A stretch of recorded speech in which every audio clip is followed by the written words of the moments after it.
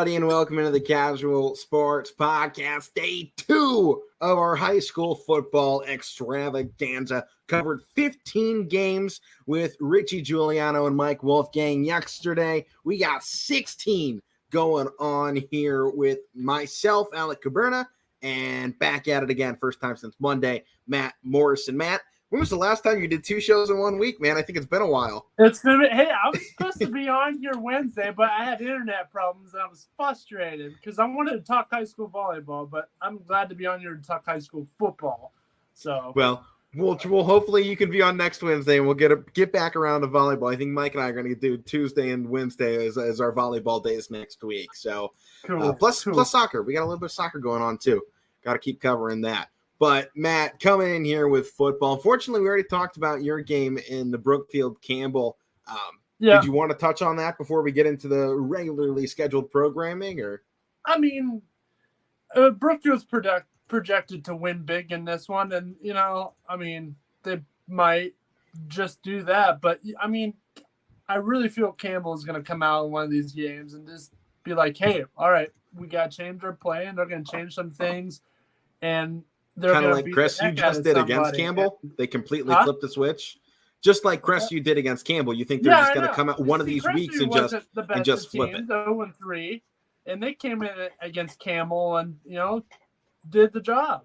So one of these games, I don't know if it's this one, but one of these games, Campbell's going to get sick of what they're doing, and they're going to come out. This might be the game, especially coming off of that rough loss. I mean, what else to invigorate a team better than that? Yeah. You had a game that was over at halftime. So I have confidence that Brookfield will win, but I'm also deep in the back of my mind, gotta watch out. Hey, watch out. Because all right, let's bring it into the games we haven't talked about yet, and we'll start off with a top 5 quarterback in passing yards. He's done so well for himself. In fact, he's starting to get talked about nationally for his production. I'm talking Drew DeShields and his West Branch Warriors.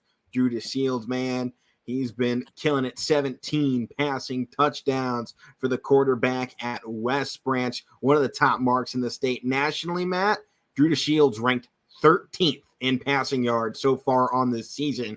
In Ohio, he's ranked 5th in passing yards. His top wide receiver in Joey Jackson ranked 11th in the state in receiving yards. Drew DeShields 4th in the state overall in total yards. So this is a guy, man, he's really starting to show out. This is a team that Drew DeShields leads Division 4 in passing. He's also 13th in Division 4 in rushing yards. His big man and Joey Jackson, Michael Kanegi, and Anthony Perry, all top 15 in receiving yards as well.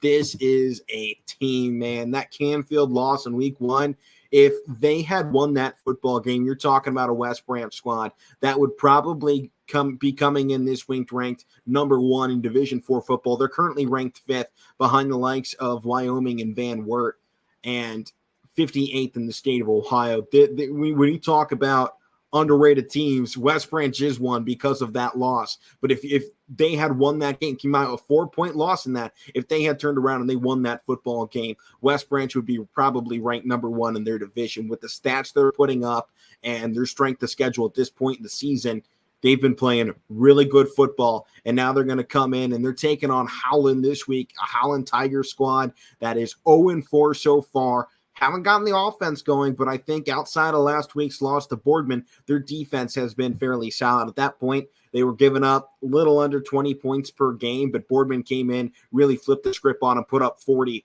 And West Branch coming in this week, I think seeing some glaring holes in that defensive scheme is going to absolutely light up the stat sheet. Yeah, you look on that West Branch side, you just gave the stats. Drew DeShields is one heck of a quarterback. I thought he was great in baseball. Tough loss against Canfield. 35-31. That's, in my opinion, that is a good loss right there for either team. Whoever lost that game, like if Canfield would have lost, I would put that as a good loss. And then look what they did the next 3 weeks, man. Their opponents in each game didn't get past 14 points. against Woodbridge 43-13. Revere, they blew out 49-7, and then Ridgewood 38-14. So their defense there is key. So, I mean, in a team like Callan, we're starting off 0-4, a team looking to rebound. I mean, this is the team to do it against. So, I mean, they've had some tough battles, too. I mean, who they play? Well, let's look. Howland, they played Niles, Ravenna, Hubbard, and Boardman. Yeah. Niles a rival game, so that's always a tough one to come into. Ravenna, I mean, look, they're all close scores. A couple of them are. So outside of the Boardman one, Niles. they're playing really good. Yeah. 14-7 loss to Ravenna. Hubbard 20-8. Yeah, Boardman took them to 40-13. But I mean, you're going to have that. They should be 2-2 right now. They should be. Yeah. If you look on paper. So hopefully they can come back here against West Branch and, give it to them. Like I was just saying, against Camel and Brookfield, like it could happen here too. So I don't know, man. Drew Shields right now ranked 111th in the state of Ohio for the 2023 recruiting class. Currently a 2-star committed to Eastern Illinois. But, if he keeps putting up numbers like this leading the state, I think those numbers are going to go up. And, you have until that national signing day, to actually, sign that contract with that school saying you're come there. There's still a chance, you get a flip if, he gets a big offer from somewhere. But right now, future Eastern Illinois quarterback, one of the few guys from the state of Ohio in this 2023 class that actually has their commit. Quite a few guys are still wide open, but Youngstown State, they got this kid, Caden Davis, out of Alliance. Just saw him running back. He's a 3-star kid. I like it. I love looking at these recruiting lists. Fun to see who's going where. But West Branch, man, I got the Warriors winning this. Until I see Howland put up the offense to go along with that defense, I just don't see it happen. And West Branch's offense is just too electric. Yeah, I got West Branch here too. Whew. Not to mention, when we talk all this offense and with West Branch, their defense has been great outside of that Canfield game too. So they're a really solid all-around group. Next matchup, Southern and Columbiana. It's in Salineville down there in the Wigwam. But Southern, man, they're coming in. They absolutely rolled over a good Lisbon squad that's going up against Valley Christian on Saturday. I'll be on that game as well. But Southern, they're playing really good football. Outside of Lisbon last week, they hadn't allowed more than a singular touchdown in a football game. Last week, they allowed 3 against Lisbon. It was 51-22. They ran away with it. And now they go up against the Columbiana squad that comes in 0-4. They've been in some tough battles. They got run over in week 1 by Lowellville. That was going to happen when we saw the way Lowellville came out of the gate. But then they took it to McDonald, a tough 1-point loss. And how about their battle last week? They lost by a single touchdown to Wellsville, a team that a lot of people were looking at, especially early on in the season, or especially after these last 2 weeks now that they're 2-2. They've really turned the tide. And I don't think many were expecting Columbiana to keep it that close and that low scoring. I think a lot of people were like, all right, now the team's been great defensively. This score is going to get run up rather quickly. That wasn't the case. Columbiana, I think one thing we've learned throughout the season, especially their McDonald game, their Wellsville game, when they played the teams in the region, their defense is pretty strong. So that's going to help them out in this game. But, kind of same thing we were just talking about with Howland. Until that offense gives me something to go along with the way their defense is playing, it's just hard to go in there and be like, yeah, I'm confident this team's going to be able to pull out a win. They're ranked 663rd in the state of Ohio. Southern's ranked 272. So you're talking about a near 400-team upset if this was to occur. So I'm taking the Southern Indians here. They've been playing really well. And at the moment, they're Valley Christian's only threat in the EOAC. Yeah, that's going to be one heck of a game right there. I'll tell you that. Keep in mind, though, with this, if Columbiana pulls it off, Valley Christian becomes the number 1 team in the EOAC outright. Yeah. That's true. Because they took down United. If Southern was to drop, if either one of these teams was to drop, I guess I'll say, the other would then become the undisputed number 1 team in conference play, which is something we didn't have until the very last weeks of last season in this conference. Yeah, that's true. I'm going to roll with Southern here too, 4-0. I mean, look what they did. I mean, McDonald was big win for them. And you look at the way Columbiana and McDonald run. Like, McDonald beat Columbiana, you said. So, I mean, that was a close game, 14-13. Look what Southern did to them. So what was that score? I just had it. It was 42-7. So I did my get. I'm just gonna go Southern here. So. Well, more EOAC action as Wellsville's going to defend home field against the Bulldogs. And for the first time in a while, Matt, I can say it, coming off of a win, East Palestine's coming into a game. Now they head out to the road after back-to-back home games in which they were both really good home games. And really outside of the Toronto game in week 2, this East Palestine team has really played well. 2 touchdowns against a Malvern team that put up 31, and that Malvern group right now undefeated. They're 4-0 so far, and they're playing really good. And that matchup against the Bulldogs was up there for pretty much the most points they've allowed. Waterloo and Compton Valley each had 20, but East Palestine with that 14 points, that's looking like a really impressive loss at the moment for this East Palestine squad. They've really turned things around. The loss to Campbell, unfortunate, but the bounce back against Leetonia. And I think this team finally starting to find a rhythm. And that's really the first time I think you can say it. Now they go up against a Wellsville team that had their struggles in the first 2 weeks. And now they're kind of bouncing back here in the last 2. They beat Catholic Central Steubenville, who's going up against Edison Lions, I believe it is. Edison Wildcats, pardon me, out of Richmond. Wow. Actually, that game's going on right now. Or, pardon me. Yeah, this is a pre-record. I'll spoil it. We're pre-recording this Thursday night. Edison currently has a lead over Catholic Central 14-0 in the second quarter. I forgot to mention this was a pre-record. Yeah, it's Thursday night. We're recording. It's 8:15 p.m. right now, so we're a little late into the evening. Had some scheduling problems tomorrow that we couldn't make it on the show. So yeah, it's a pre-record. But Wellsville, East Palestine. I'm still concerned. I don't know if Wellsville is going to be able to pull this. And, Matt, coming off the win, if East Palestine rides this momentum, they figured out how to score the football last week. I think that's the most important thing. They got to the end zone, and they got to it consistently. Wellsville, they put up 44 points in the last 2 weeks. They've allowed 16. That speaks for itself. But if they, reverse to what they did in those first 2 weeks, if they regress at all in this game, I think East Palestine's going to jump on it. Those Bulldogs are hungry. This is a unit that just felt what it's like to win for the second time in 3 years. So this is a group. I don't think they're going to let that slip. And I'm actually going to take the Bulldogs. I'm taking East Palestine. I'll go East Palestine too. Why not? Back-to-back wins. Let's do it. Can you imagine? They pick up their first win in years, and they then go back-to-back. What a storyline that would be for them. It would be. I think DJ might absolutely lose it if that was to happen too. His boys pull that off back-to-back weeks. That'd be a sight to behold for certain here on the network. But our next game, this one's going to be rough. Orange taking on Chagrin Falls. Chagrin Falls coming in at 2-2.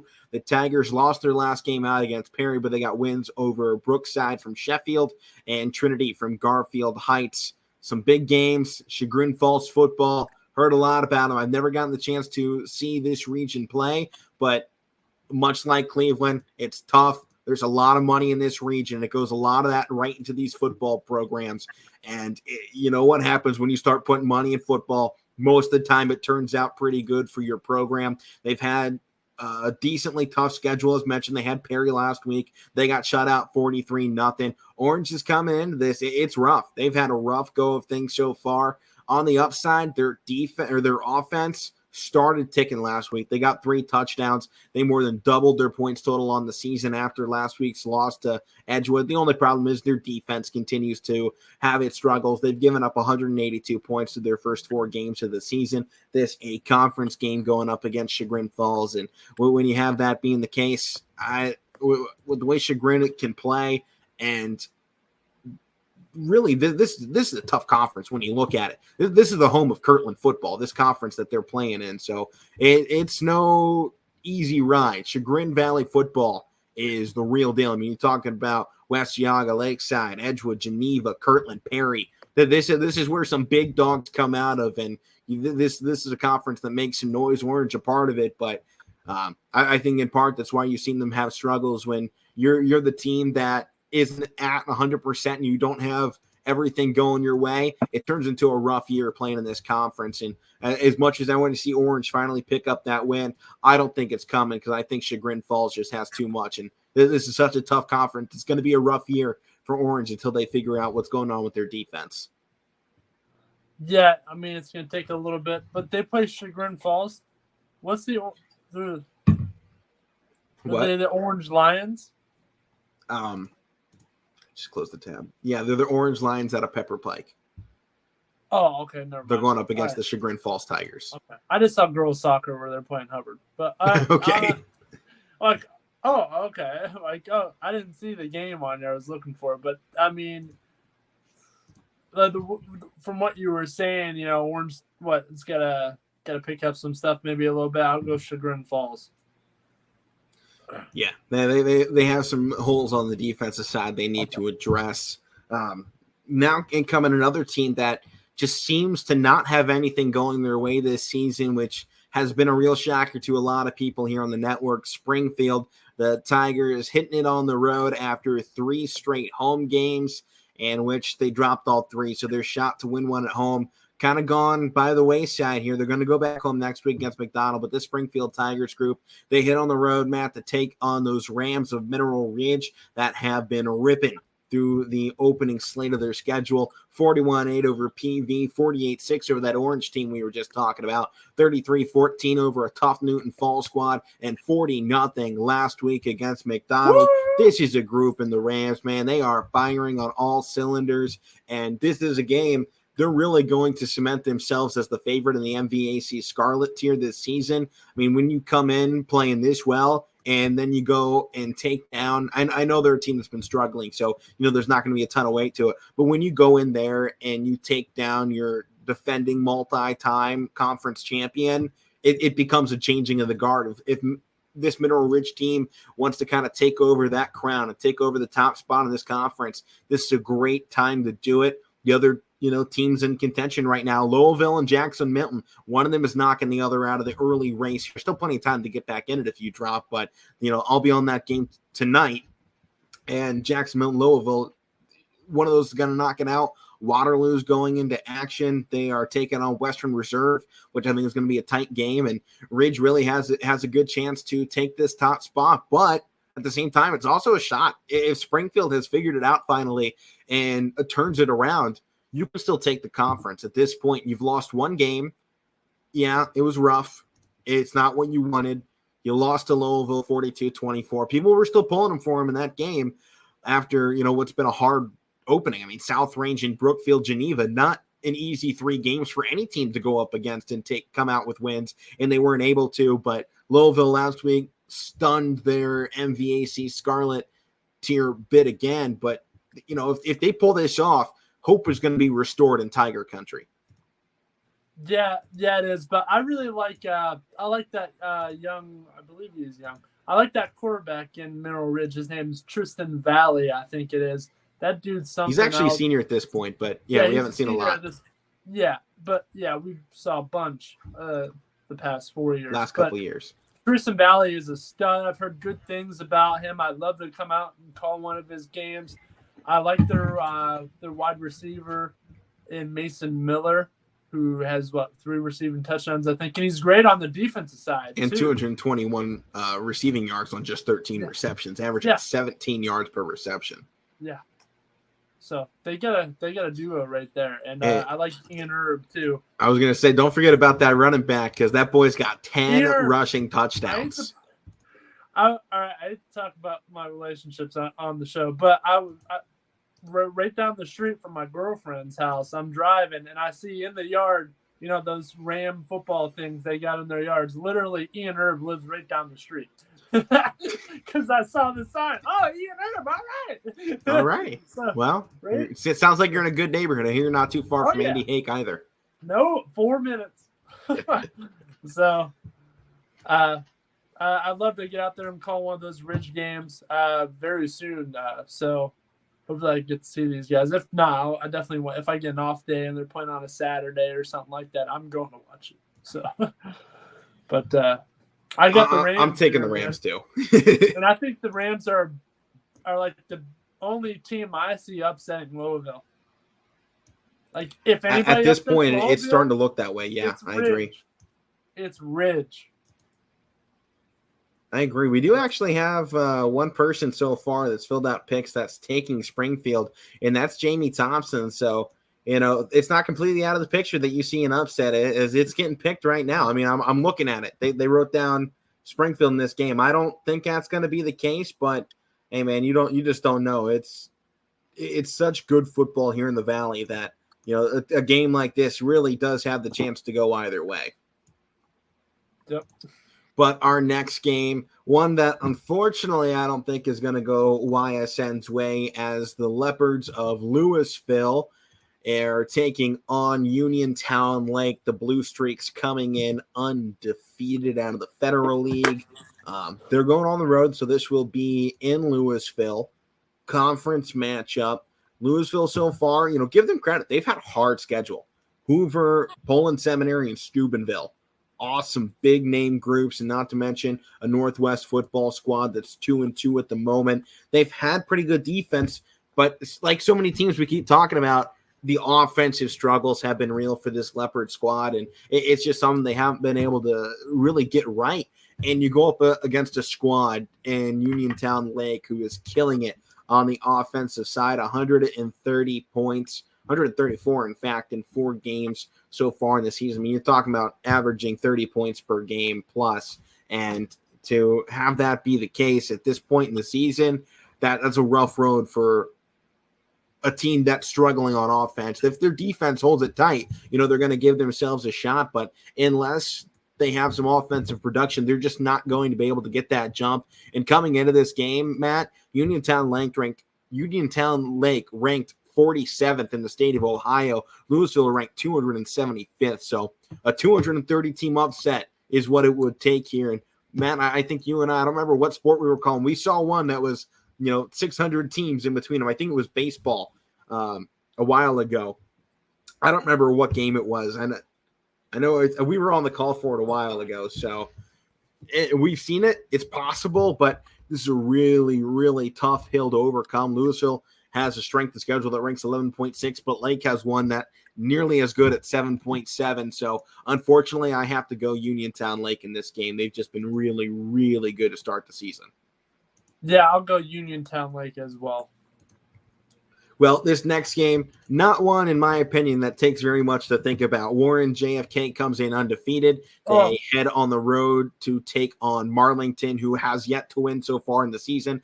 Matt, I'm going quick on this. This is the top team in Division 7 football. They're now ranked top 50 in the state of Ohio, and they rank 4th in all of Youngstown via Max Preps. This is a squad that firing on all cylinders. Give me those Eagles. Yeah. Wait, what team did you say again? Warren JFK taking on Marlon. Oh, Warren JFK. I think you said Warren G. Harding for a minute. I hope not. But I'm like, wait, aren't they taking on Ursuline? But I was like, yeah, I'll go Warren JFK, one heck of a team. They always are. We called them last year. What was that Mogador game? What a close game that was. But they're off to a great start. Once again, like you just said, I'm going to go with them. So. All right, I like to see it. Next one up for us, Waterloo and Western Reserve. I think this is going to be one of those best games kind of flying under the radar this weekend.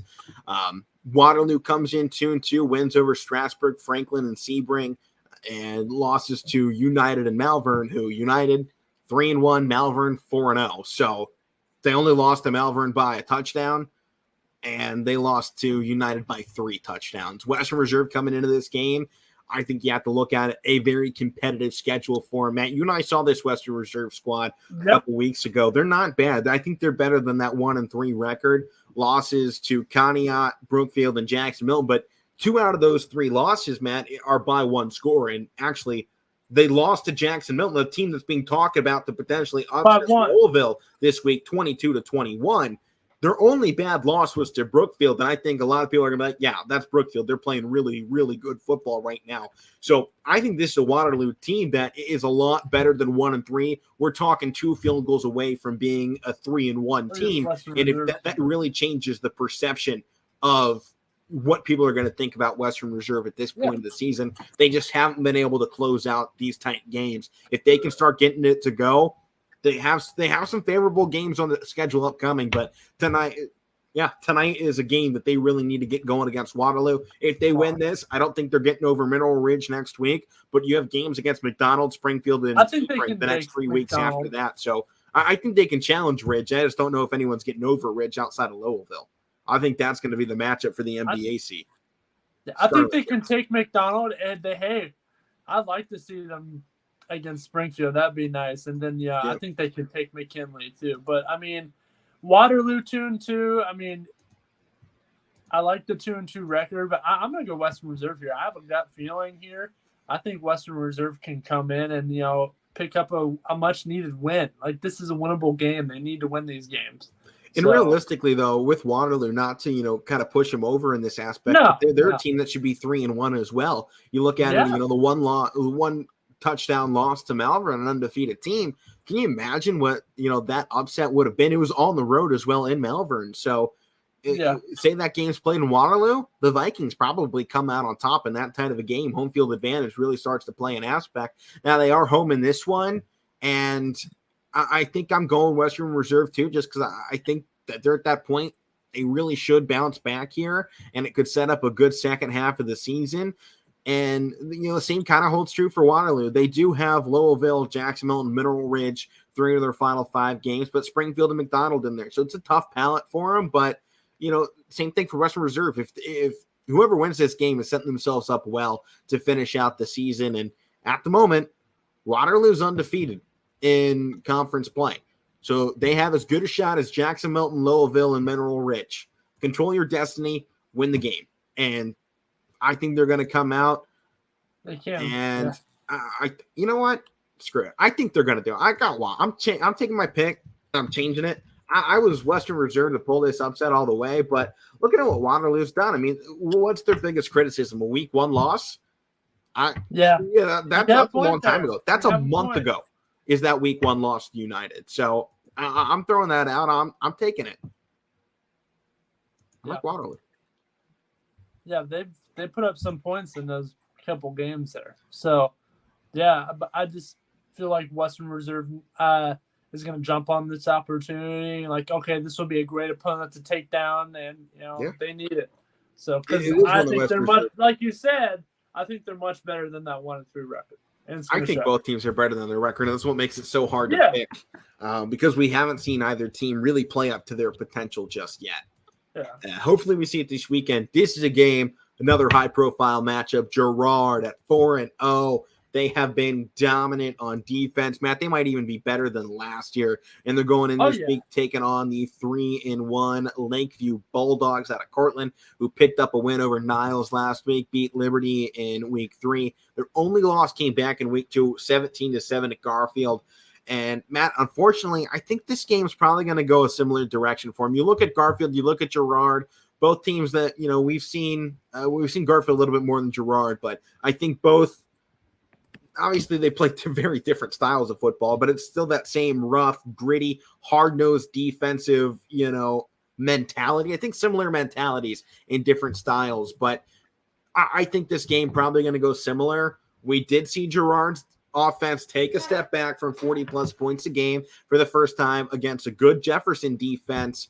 And, they're going to be going up against a very good team in Lakeview. And let's not discount that because they are playing really well, but they're a ground and pound style of team. And I think that suits Girard's defense the best. If you're going to go up and try and win a war in the trenches against these big boys, good luck. I think this is going to be a hard-fought, tight contest. I don't think there's going to be a ton of points on the board. Lakeview, they've had an easy strength of schedule. It's 12.4, and that's one of the biggest knocks against them. I don't think we know exactly what this team is because of that strength of schedule. And, who you've played, I don't think has given us a good test of what you are. I like the Niles win. The Garfield loss, it's a game I think I wish they would have put another touchdown up, would have looked a little better for him.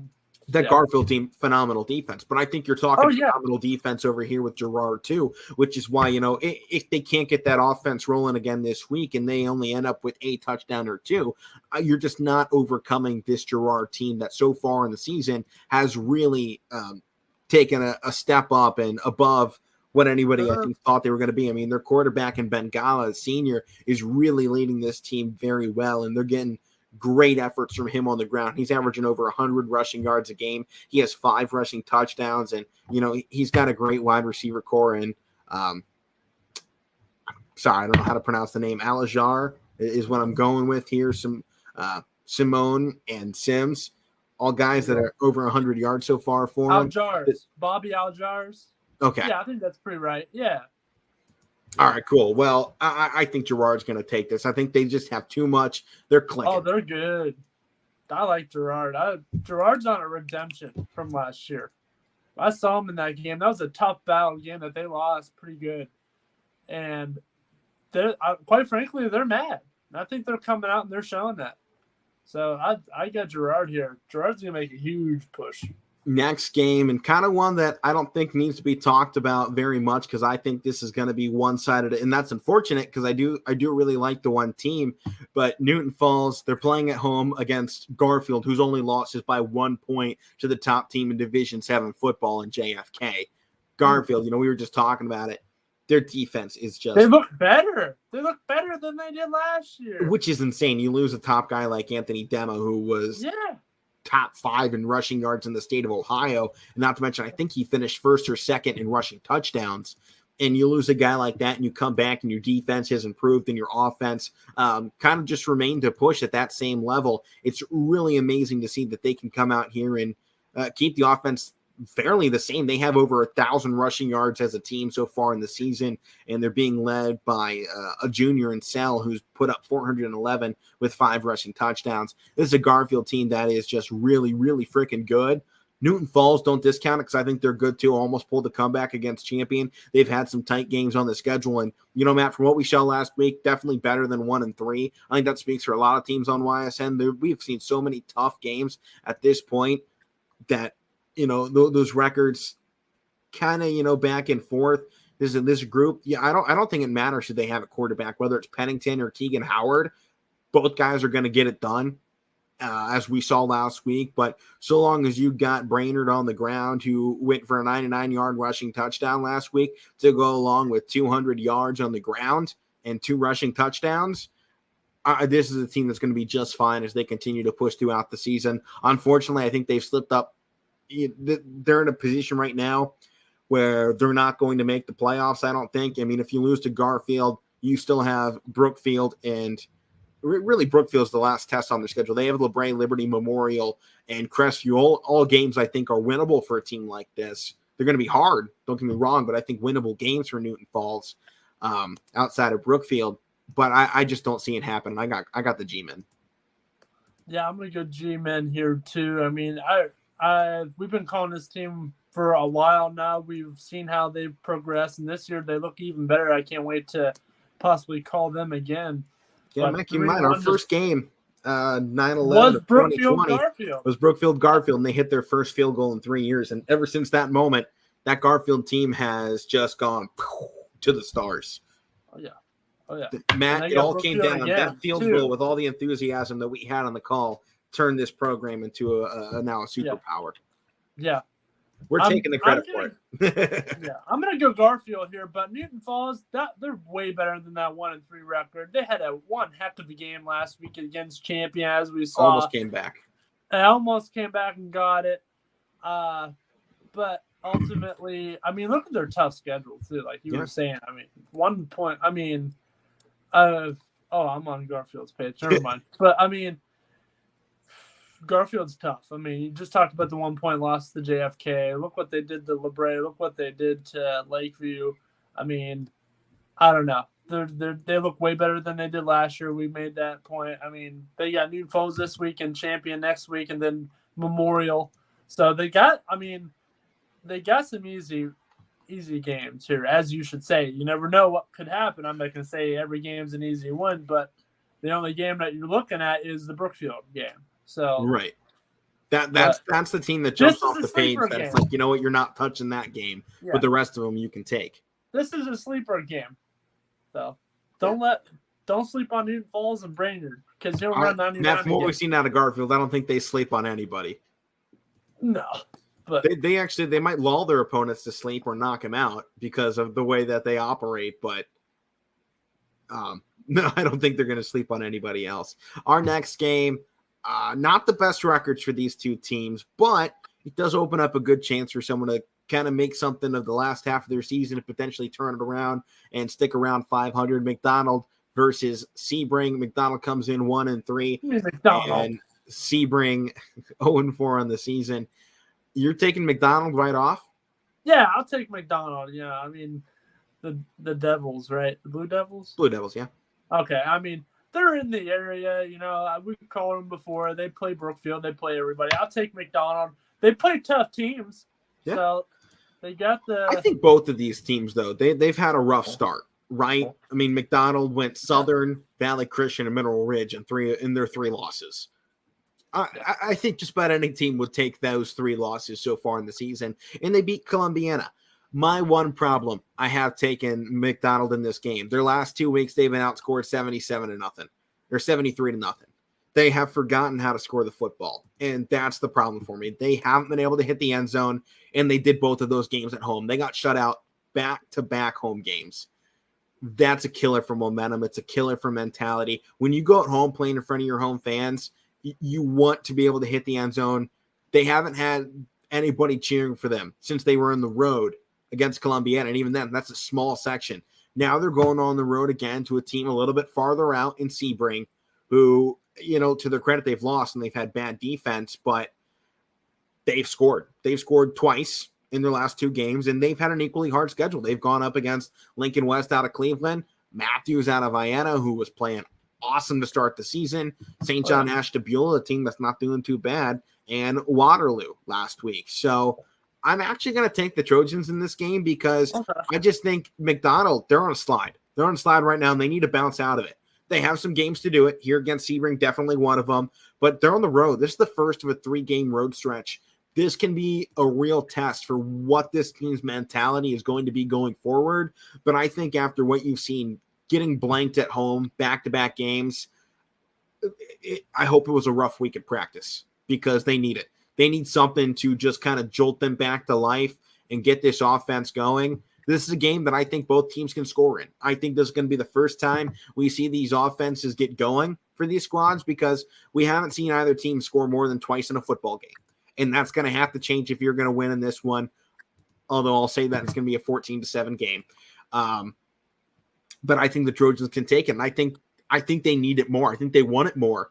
They lost their last 2 home games, and now they're on their 3rd home game before they hit 2 more on the road that they are not going to win against Jackson Milton and Lowellville. I'm sorry to say it, but their next 3 games are not ones that they are going to be even close to favored in. It's Jackson Milton, Lowellville, then Mineral Ridge. Then after that, you still have Western Reserve and Springfield. The last half of this schedule is absolutely brutal for Sebring. They need this win, and I think they're going to go out there and one of their final big home games of the season. I think they're going to light things up. Okay, that's fair. That's fair. Well, Edison is taking on Central Catholic right now, apparently. I think we had a miscommunication on their schedule. I don't know why. This is their 2nd Thursday game of the season. They've only played once on Friday. Very odd. I think we've had a miscommunication in scheduling with them, but they're currently winning 14-0. I don't know the last time this score was updated, but I'm going to take Edison. They've been playing really good football. I was going to take them regardless. I mean, after what they did to Matthews last week, they've been amazing. They haven't allowed more than 10 points in a football game. They allowed 10 to Matthews, and that was the most they've allowed. They're scoring over 40 points a game right now. They're playing really good, really solid football, and they're ranked top 50 now in Division 5 because of it.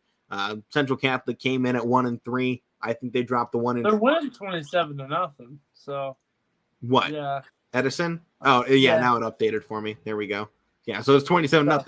You know, Matt, I think we're going to have the inside scoop. I think Edison's going to win. I don't know. Quarter 3. I mean, that'd be one heck of a comeback for a team that hasn't scored over 20 points on the season. Yeah. Man, the way they did Matthews. Oof. Yeah, Edison. They're Matthews they're isn't bad. Team. They're not in one of our big conferences here in the region. They're kind of playing out there in Richmond, doing their own thing, but they're doing it really well. I mean, they're over there with East Liverpool is in their conference, and I think I heard DJ mention they're kind of one of these forgotten teams that people need to, point some attention towards because they're playing really good football. Yeah. Matthews. Next game, though, Matt, Wyndham and Aquinas in Aquinas. I got Wyndham taking this game. I'll go Wyndham. Aquinas has scored 2 touchdowns on the entire season. Wyndham, they just won 50-12 against St. John Ashtabula. So I'm taking the Bombers. I'll go the Bombers. I like it. Cardinal Mooney taking on Lutheran East. And I'm seeing some Mooney picks right now, actually. Out of the 3 people that have taken down picks, 2 of them are Cardinal Mooney. I'm the other one, and obviously I'll give away my pick here in a second. And give a lot of credit to Cardinal Mooney because I don't think many people thought they were going to stick at the Cheney like they did to start the month. I don't think many people saw them hanging around with Lindsley like they did 28-14 against a team that is made up of 20-year-olds out of West Virginia. Yeah. But Cardinal Mooney, they're playing good football. It just it doesn't ever seem to be enough. And man, I know I was talking to you before, and I don't want to make this sound bad, but I almost feel like they're kind of like Nebraska football. Really, really good. I mean, they have talent all around. You can't say Mooney doesn't have talent because they have a lot of kids that play some really good football. But it seems like they go into these games and they stick right to it, stick it right to the end. But every time they keep coming up just short, just like Nebraska. And, you keep expecting, all right, now that they're finally going to do it this week, they can do it.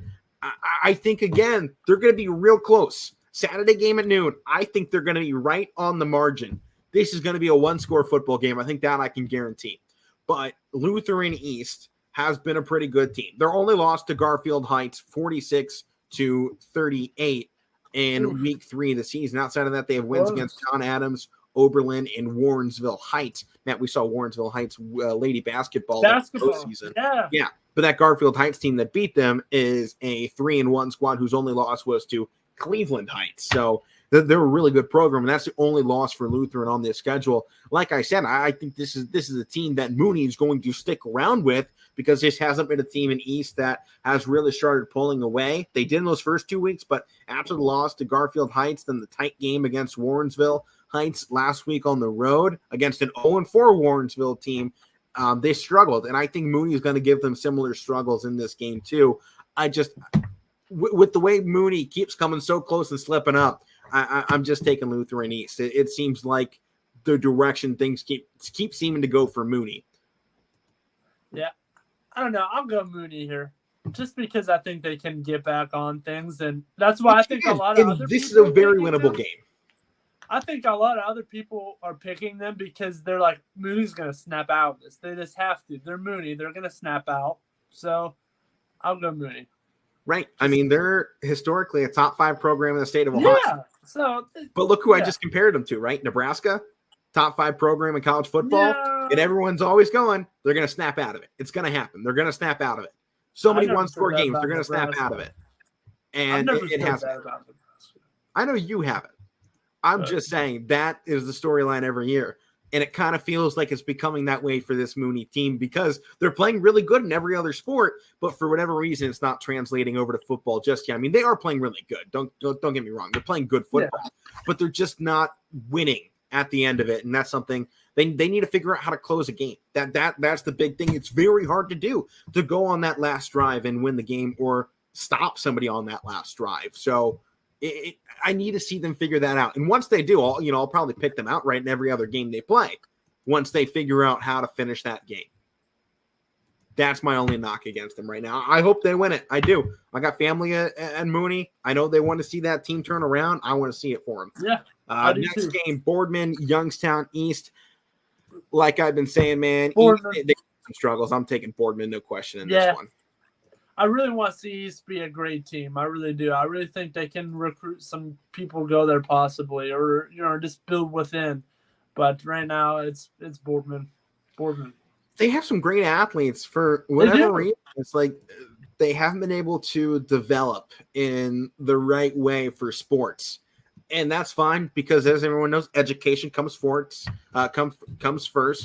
and build the education side, and then you're going to find a way to be a good team with athletes, because you're going to attract more people if you get the education side up too. And I think that's the real focus of what East is trying to do. They're trying to become a good school first, then they're going to become a good sports school. It's coming. It's a very slow development for this team trying to get back into things here. And they're not getting helped out by the conference they play in. The Steel Valley, that's not an easy conference to go into at any point and win a game. Next game here, Lisbon Valley Christian. Matt, I love this one. This is my game on Saturday. And after what we've seen out of VC in the last 2 weeks, I know I'm going to go down on the field and hear the same thing from Andy Hank. We could win by 20 or lose by 20. And I do think Lisbon's a good team that can stick it with them. But this needs to be a statement win for Valley Christian, because Lisbon last week went against Southern. Now the team tied for the top spot with Valley Christian. Actually, I'll say it, Southern is the top team right now in the conference, despite Valley Christian's big win, because of that point margin that is currently in favor of the Salineville Southern Indians. But this needs to become a statement for him, because Southern won at 51-22 against this same team. Valley Christian now needs to come in and hang the biggest score they've had up on the season. They're so highest so far, 47-7. They need to come in and replicate that performance they had week one against a really, really good Lisbon team. So for them to do that here, I want to see Lisbon keep this close, because I think that'd be a really nice game. I know the guy I'm calling with, it's a Lisbon guy. So, I want him Daly. He's a great guy. Daly. Sorry, I forgot the name there. But yeah. He's a great guy. I've heard great things. I'm looking forward to calling the game with him. And hopefully it's a good one.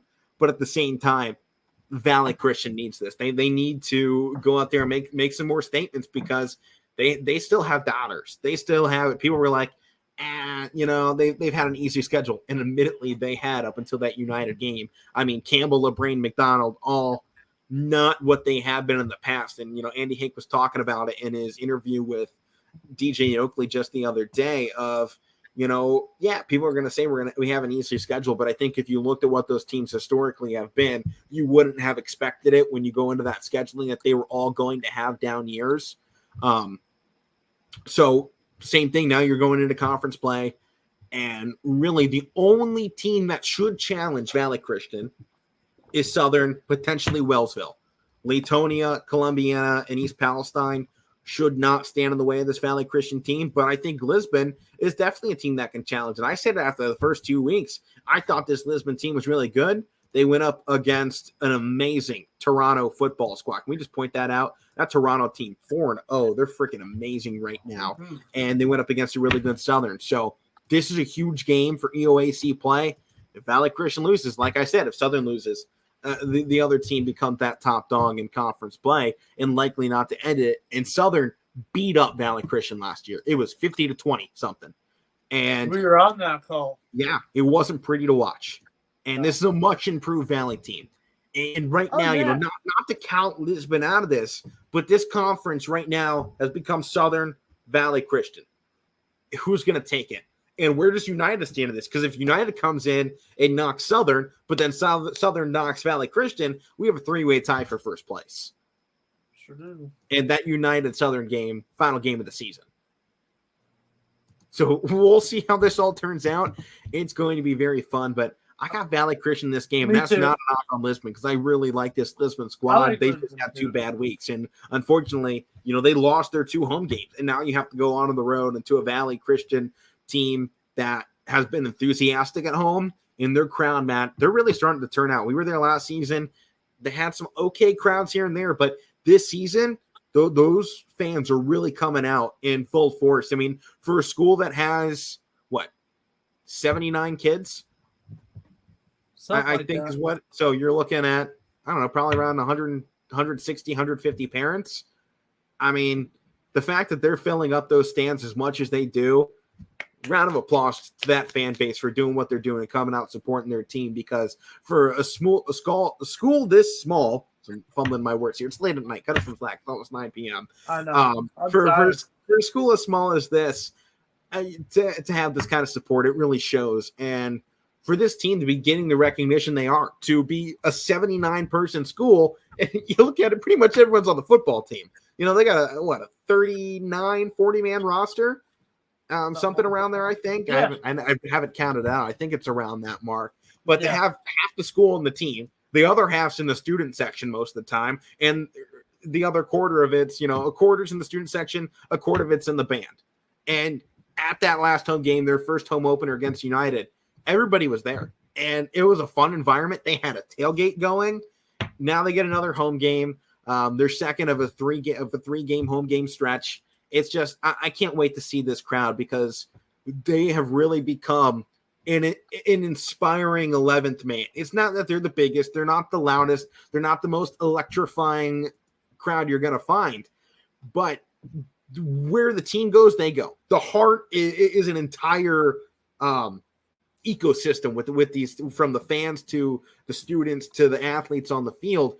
There's this real sense of community coming together behind this team, and it's something a group like Valley Christian needs. I mean, with Brian Tubbs' return last week in their home opener, in all the storylines that Andy Hake revealed. If you want to hear what happened, I'm not going to say it. That was for Andy Hake to put out. You have to go watch his Coach's Corner with DJ Oakley. But for the stories that have gone along with Brian Tubbs' return, the fact that he was cleared to participate in full contact on Monday, came out on Saturday and played the way he did, truly inspiring. And it's a great story to see and hear about. And for this entire team just to keep coming and keep fighting, it's really great. And it's been really fun to see the development from last year to this year of what this Valley Christian team is. Oh, yeah. So I'm taking the Eagles, man. War Eagles. I'm going War Eagles. You kidding me? Woo! Oh, yeah. I'm loving to see it right now. And, Matt, that leaves us down our final two segments here. Highlights of the week. I'll hand you off this one first because I think you got a couple. So I'll head it over to you. Hey, my highlight of the week, how about my Badger Braves volleyball team making the YSN power rankings this week? I believe they're in there at 9, I believe. But that's pretty awesome to see my my formal school where I graduated in the power rankings. So even in any sport, volleyball, they're one heck of a volleyball team, and I enjoy calling them. So and they're 8-2 right now, man. They're playing good. Oh yeah. They did lose last night to St. John Ashtabula in 3 sets, unfortunately. No. Yeah. They went on the road and they fell just short. They do have Chalker today. I don't know if that game's ended or their final score has been put up yet. Yeah. So Matt, your Kinsman Braves doing pretty good. Your Atlanta Braves also not doing too bad either. Woo! In that race, I'm sure that's another highlight for you. Half back now. Yeah, I think my so. My Guardians are doing good too. We're going first. They look like they're going to take first place in the AL Central.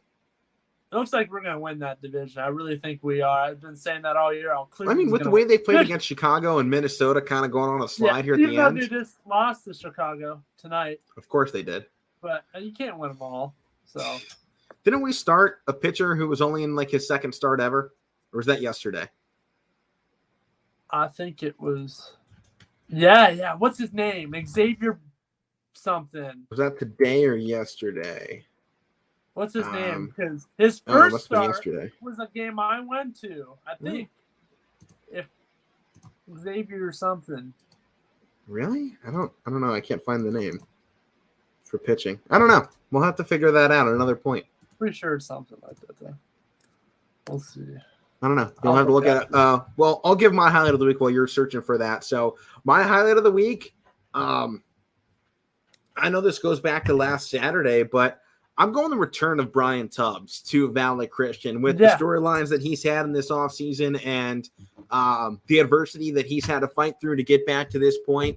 I think truly inspiring, and it's something that you want every student to kind of be able to come back from, overcome, and hopefully at the end of his playing career find himself in a better situation than where he started. To have something happen like what happened to him, you don't want to see that happen to anybody. And for the fact that he came back and, we talked with him after the game on his return, and he was electrifying. He was there for this team. That mindset, he missed the first 3 games. I'm like, you coming back for your title of leading the team in tackles? He's like, oh yeah. So he's got a lot of room to make up. He's down a bit, but after missing 3 games, came back week 4, he was laying the lumber, and he really is the heart and soul of that defense. I think you saw a new electrifying defense last week when they went out there and beat United the way they did. I mean, that defense they put up was probably the best defensive performance on the season. And I don't think a small part of that was because of what Brian Tubbs did. He was a huge part of that shift in mentality from a good defense to a great defense for Valley Christian. Yeah, and I'm pretty sure it's Xavier Curry. I mean, that's the guy I saw. I'm pretty sure that's who it was.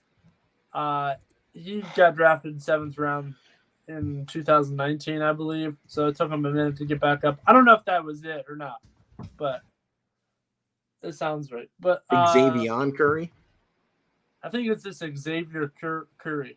I'm looking at Xavier Curry. It's ION at the end of it. Number 11, he's 24 years old, out of Georgia Tech, drafted 2019. I don't know. I see Xavier Curry. There's an Xavier Curry, too. Oh, my gosh. We have brothers apparently on the roster. It is that. That's what it is. Okay. I was going to say Xavier Curry's got 2 games pitched, so that must have been who it was. The first game I was there. They lost to the Mariners. Well, Matt, you weren't here to hand this out last week nor the week before, but you're back on the show. So without any further ado, this week's Meathead of the Week. All right, I'm giving it to this dude, Jamar Chase, giving his little message to Minkah Fitzpatrick in the game this past Sunday. Dude, I'm not gonna tell you what he did. You all know, if you watch the game, bro, have some class. You're one of the top receivers in the game. And you do this because you're getting trolled basically by Fitzpatrick. I'm looking at it right now. I got the picture. Just to give a hint. Think about birds. Yeah. And flipping one over. Yeah. Good way to say it without saying it. Just in a Super Bowl. Have some class, right? Gotta have some class. Go out there. Yeah, you're losing. Yeah. Don't do that. Yeah, no, I'm right there. I think that's probably a pretty meathead move. Yeah, I'll give you that one. Well, that is going to do it for our high school football extravaganza. Hope you guys enjoyed both days of the show doing it this way. I think we're going to keep it in this format. I think it's fun. We get a lot more in depth onto all of our high school games, and it's just shedding more light. And, as the season goes on and we got to get deeper, we're going to go in stats, talk about these rosters. Hopefully I can start watching some more clips from around the valley. I'll have to tune in and watch all of the Audible Call, which you can catch later tonight while all these games are going on. So hope you all have a phenomenal evening, and I hope your teams win. Unless, you're going up against my teams, then I hope my teams wins, although I don't have any teams in this region. So I think everybody's safe. But I'm Alec Brennan. That's Matt Morrison. We'll be back on next Monday to recap all the action going on tonight.